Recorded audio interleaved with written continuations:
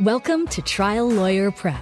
What if you could hang out with trial lawyers and jury consultants? Ask them about connecting with clients and juries more effectively. Then take strategies, tactics, and insights to increase your success. Each week, Elizabeth Larrick takes an in-depth look at how to regain touch with the everyday world, understand the emotional burden of your clients and juries, and use focus groups in this process.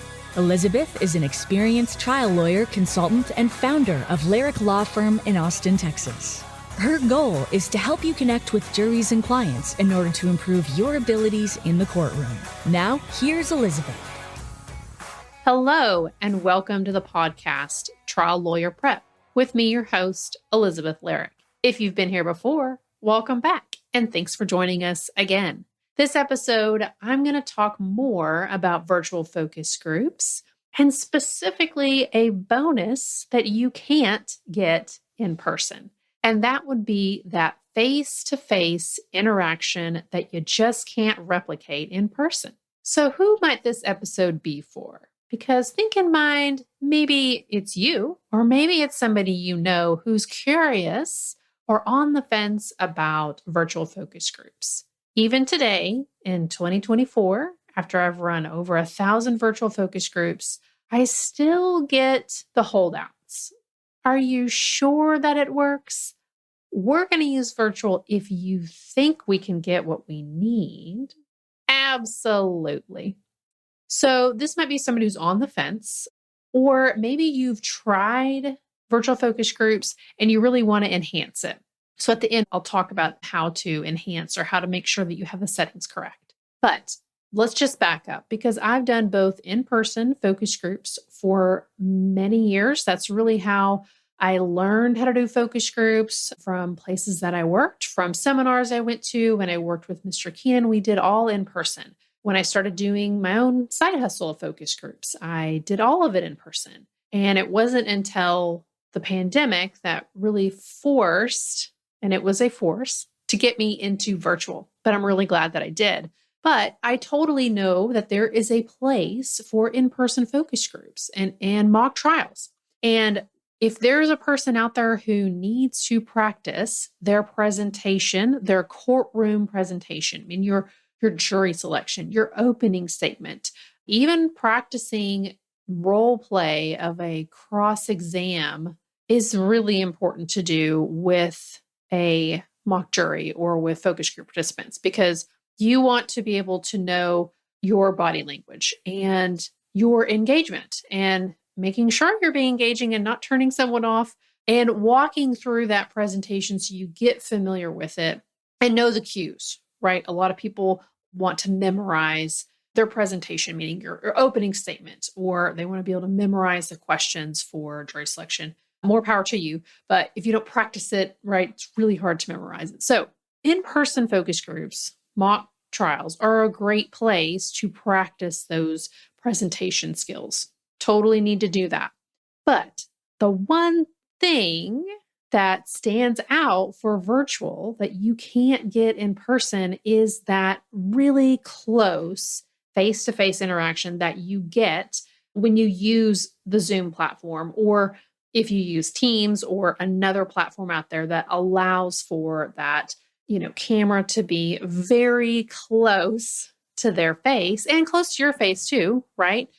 And it's so important, and it's such a cool bonus to get with the virtual platform that every single virtual focus group that I have, we make every participant, get on the camera correctly, right? Like hey, move your camera around. Hey, the light's looking bad. Like we want to make sure that when we're doing that focus group and we're recording it, we are getting the best possible look at their face that we can, because you don't want to miss a reaction, right? Like as a moderator, as somebody who is a lawyer watching this, you want to make sure you can see everyone's reactions really clearly. And if you are in a room and let's say you don't get to sit perfectly in front of everybody at that perfect angle, like you're going to miss people's facial reactions, especially if there's just little reactions happening, right? Not big gasps or, dropping their mouth open. You're going to miss it, but you would catch that on a virtual focus group because they're so close to the face. The other thing that you get when you have this face-to-face interaction is very detailed reactions. And again, you wouldn't be able to do that in person because it would require, first of all, you got to have a professional videographer. Hands down. I used to do all my own recording. Don't do that.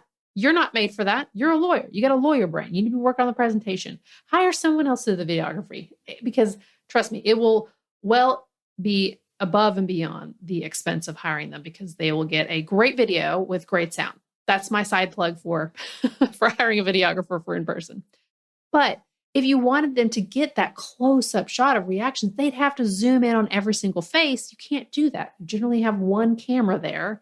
Maybe you have two cameras, maybe. But you wouldn't be able to have that zoom in on every single face. And that is the awesome part of virtual because that is what you get. And so let's just walk this through. Like, where would this really amplify your feedback on a case? So many people nowadays have a video recording of the incident or what happened in their case because there's so many Ring cameras.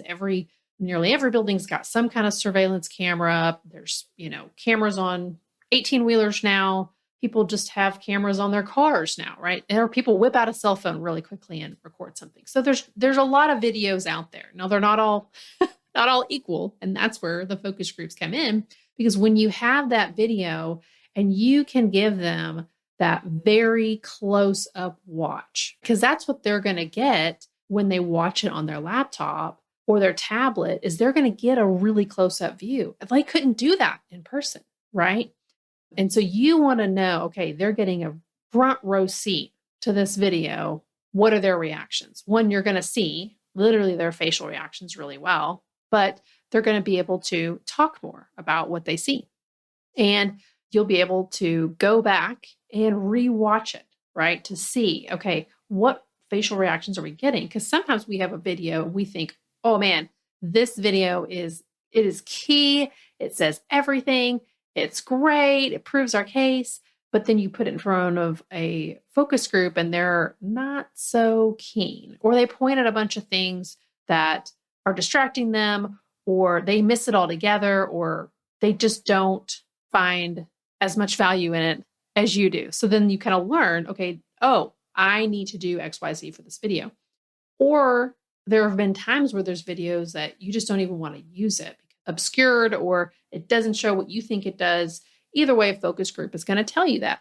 But having that face-to-face interaction in a virtual focus group is something you could not get in person. And on the same scale with visuals. And beyond just thinking beyond a video, just think about if you've got a picture of damages that you think is awesome, or you've got a diagram of a surgery, and you want to show it, or you want to say, does this visual aid actually show what I want it to show, but is it going to get that reaction that I want? Like, oh, right. Whoa. Those cool reactions are like, yes, that is what I want. I want that first impression, your brain to go, whoa. And we talked with Annie in the last episode, right, about having, 2-dimensional, 3-dimensional, and all those can be put in front of a virtual focus group so they can get that really close one-on-one interaction with it. And that's what you want. You want, before you spend any more money on a visual, or before you, invest a whole lot more into, hey, this video is fantastic for us, you're going to get that feedback back before you do those things, right? Save time, save some money. And here's the thing. If they can see more, meaning if they have that video, they have that visual very close to them, they're going to be able to say more, right? You're going to get more feedback than you would if you were in person, because it's going to be further away from you. And so I'm such a big proponent of virtual focus groups. Obviously, you know that. If you listen to these podcast episodes, you know that I am a proponent of it. I love it. I think that they save time, meaning we don't have if you want a virtual focus group, you can put it together in less than a week sometimes, right? You save expenses.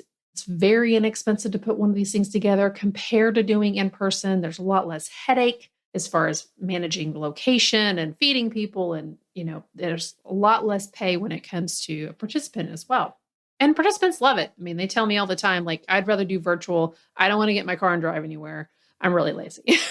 Okay, cool. That's fine by me. Just show up on the Zoom and we'll we'll have a great time. And that's very different than mock trials where there is a lot of expense of like literally money, but also expense of time, like getting it together, getting where you got to go the whole day out of the office. The other thing about this face-to-face is this is how a lot of the big data surveys are actually done. They rely on this close face-to-face interaction to detect eye movement, detect reactions. They're using AI to detect all those things and put them into those reports. So I'm not making this up, y'all. They're using it. And that's obviously on a quantitative, right? So they're doing thousands of people, right? 2,000. They're doing large amounts of people. Like that's what they call it, big data on just a few points. But they're using that face-to-face interaction to help them enhance the results, right? They're using that AI software detection to help enhance those results.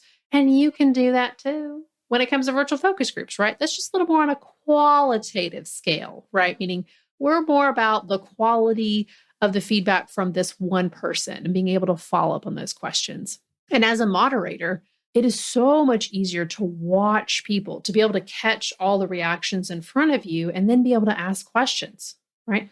Hey, Bobby, I noticed while you're watching that video of that witness, you kind of got a chuckle going on. What was that about? Tell me what that was about, right?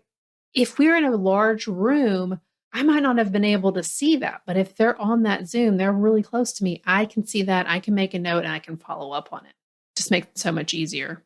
So true proponent, obviously a virtual, but this is a bonus that you really kind of can't get in person. And I just wanted to point it out for any of those folks who may be still sitting on the fence, like not sure are they going to get as much stuff? Are they going to get the feedback? Is it worthy?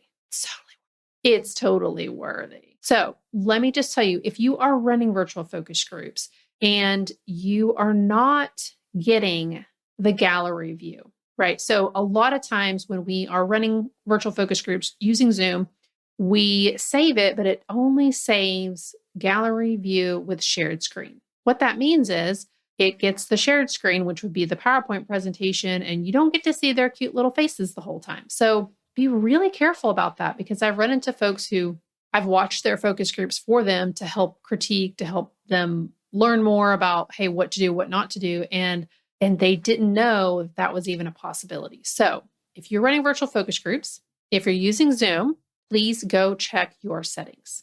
So what you want to do is you want to log in. You want to go over to the left side, scroll down to account settings.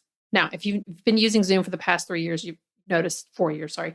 The settings have like menu over there is just astronomically grown. So anyhow, go over to account settings, click on that. You'll come to a new screen. And what you want to see is there's actually a horizontal bar at the top with lots of different settings. And you want to go to recording.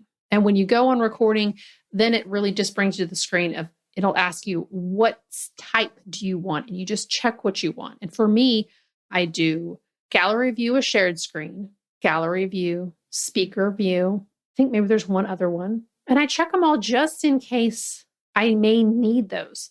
I may need them or I may not need them. But I'll always have that gallery view where I get to see their faces and what they're doing, what they're reacting to those videos every single time. So important. So make sure you go in there and change those settings. And doesn't cost any extra, but that's definitely something that you need to make sure you go and do. Check it, save it. And so that next time when you run your virtual focus group through Zoom, whether you record to the cloud, which is what I would suggest, so you don't take up so much space on your laptop, you will be able to have that option to download that. And that will significantly help you be able to see their wonderful faces and their reactions that they're giving to you in a 1 hour, 2 hour, 3 hour virtual focus group. And again, in person, can't get it, right? You'd have to zoom in on everyone's face. That's just not really possible. So I hope that this episode was helpful if you were on the fence, or helpful if you weren't even sure or knew about those settings that you could change and get just a nice square of their faces during that whole presentation when you are sharing screen, which we generally share screen quite a bit. And so you definitely want to make sure you can get those reactions. But thank you so much for tuning in. If you didn't know, I actually run and offer virtual focus groups as a service with my law firm each month. If you're curious, reach out, get a hold of me. Interested, the email is in the show notes. Also, I am doing an email list, starting an email list, which is basically one email, maybe 2 emails a month, where we got case studies, tools that I use, or new tools that are coming out, downloads to help you prepare presentations, visuals, help with focus groups, witness prep, trial strategy each month. If you're curious, if you want to join in, there'll also be a link in the show notes as well. All right, until next time, thank you.